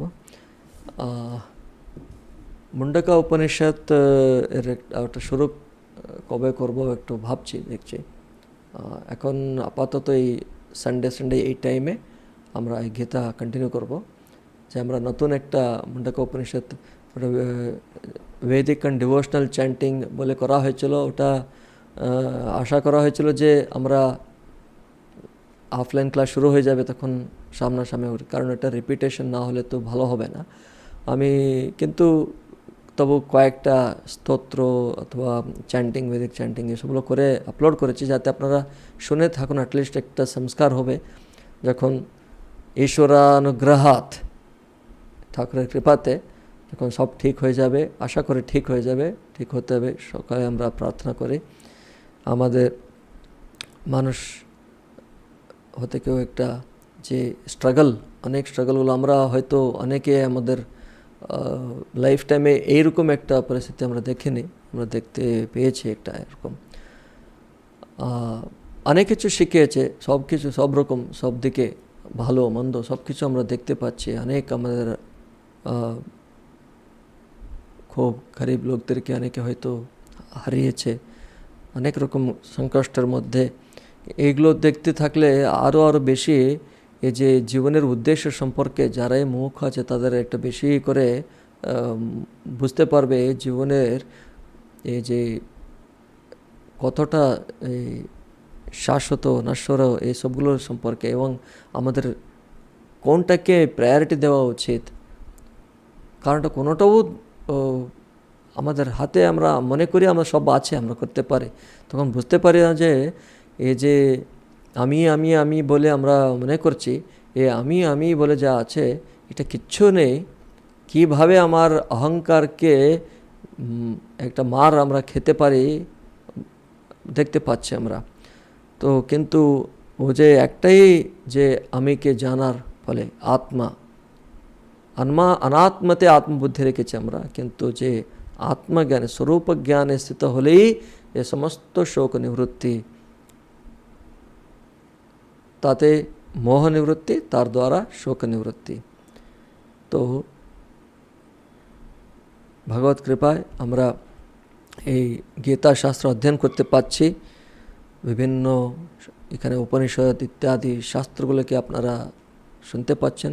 ঠাকুর মহাস্বামীজির যে কথা অমৃত আপনারা পান করতে পাচ্ছেন, এটাই একটা বড় সৌভাগ্য আপনাদের আমাদের সকলেরই ভালো হোক, সকলেরই কল্যাণ হোক এই প্রার্থনা করি আমরা সবাই। আমরা পরের এই সানডে এই টাইমে 6 to 8 রেখেছি, আজকে যেভাবে হবে। আর দেখছি মুন্ডাকা উপনিষদ মোস্টলি আমি ভাবছি মঙ্গলবার নয়, আমি বলবো আপনাদেরকে, যদি আসে আপনারা তো ইউটিউবে একটা আগেই আমরা ক্লাস আছে বলে জানিয়ে দেব। আমি ভাবছি মঙ্গলবার এভরি টিউসডে শুরু করবো বলে ভাবছি, ইভিনিং মেবি 5:30 পরে অথবা 6 o'clock 6 to 7 1 hour এরকম, ওটা দেখা যায়। কিন্তু চ্যান্টিং করাতে হয়তো নাও পারবো, ওটা যখন অফলাইন হয়ে যাবে তখন হবে, কিন্তু তার আগে শুধু আপনারা শুনতে পারবেন বারবার, এটা আশা করি। আজকে এখানে আমি শেষ করছি। ওম শান্তি শান্তি শান্তি। হরি ওম তৎসৎ। শ্রীরামকৃষ্ণার্পণমস্তু।